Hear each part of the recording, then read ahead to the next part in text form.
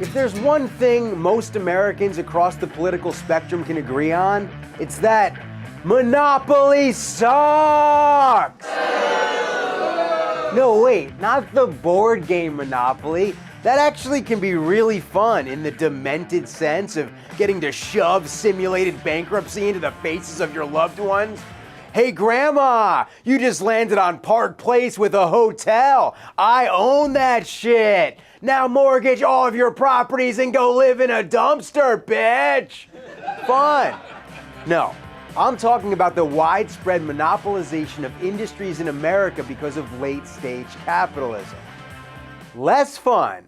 America used to have antitrust laws that stopped corporations from monopolizing markets and often broke up the biggest culprits. No longer.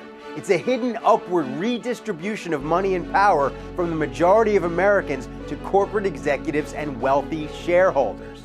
You see, antitrust law has fallen by the wayside, and it's a shame because America was born by rebelling against monopoly. Also, there was genocide, a whole lot of genocide. But let's focus on the monopoly thing. For nearly 200 years, we did a somewhat decent job of using local, state, and federal law to prevent the concentration of economic power. So what happened? This guy happened! Reagan! A small crew within the Reagan administration set out to clear the way for a radical reconcentration of power. They did so not by openly assailing our anti-monopoly laws, but by altering the intellectual frames that guide how we enforce them. Oh, they altered the intellectual frames. That sounds like a really fancy way of saying, pulled some bullshit on the American people, which they did.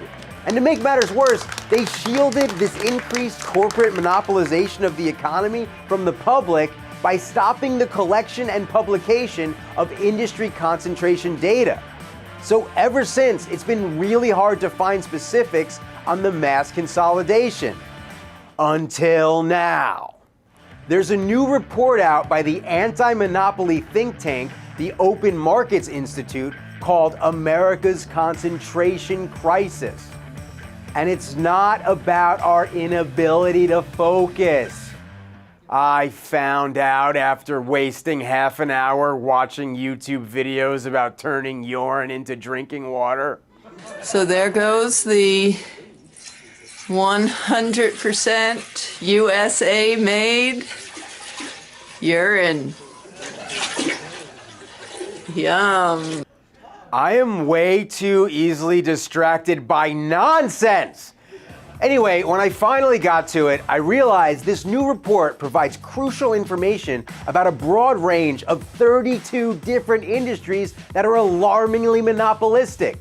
Some, although still troubling, are more obvious, like social networking sites, where there's an 89% market share by just 3 firms, 72% of which is Facebook alone.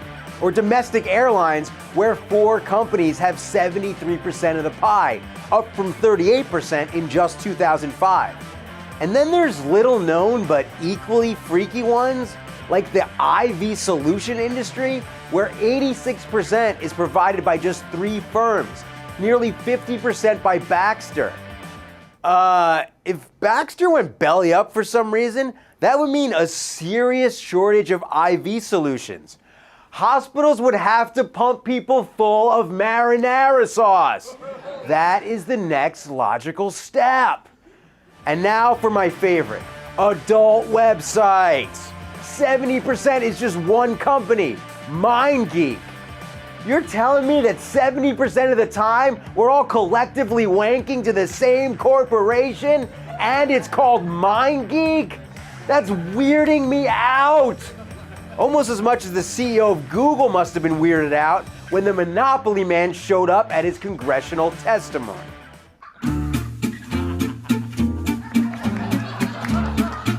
We should all be wanking to that. Reporting from the United States of Monopoly, John F. O'Donnell, Redacted Tonight.